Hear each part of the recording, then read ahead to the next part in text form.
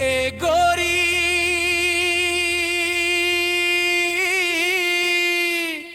Cycle मजाबो रे, cycle मजाबो रे, पटना बाजार ना, पटना बाजार ना। हसत गावत घूमबो संगवारी, गावत घूमबो संगवारी, देखी दुनिया हमर प्यार ना।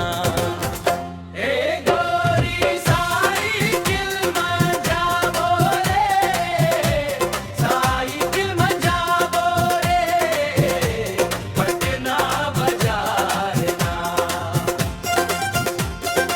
और मुस्कान ले चमके बददा, और मुस्कान ले चमके रददा, मोर दिल हो गे बेकरार ना, मोर दिल हो गे बेकरार ना। लाल लाल चुनरी हवा मन लहराए, लाल लाल चुनरी हवा मन लहराए, तोर रूप ला देख के मन हरसाए, तोर रूप ला देख के मन हरसाए। गली गली मन सब झनता गए, चोली हाली हम सब ले झकास बताए।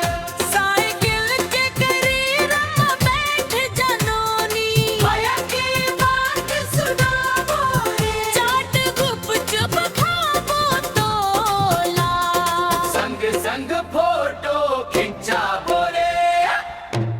ए गोरी साइकिल मजाबो रे, साइकिल जाबो रे, पटना बाजार ना। नाचत गावत मस्ती करबो, नाचत गावत मस्ती करबो, बजथे दिल के विकार ना, बजथे दिल के विकार ना। डीजे बजथे चौक चौराहा, डीजे बजथे चौक चौराहा, नाचे जवान औ नाचे ददा, नाचे जवान औ नाचे ददा। तोर संग मैं घूमत घूमत भूल के वो दुनिया के फिकर जदा। मोबाइल मन सेल्फी लेबो, मोबाइल मन सेल्फी लेबो, रील बनाबो हजार ना। इंस्टाग्राम मन डालबो फोटो, मच जाही तह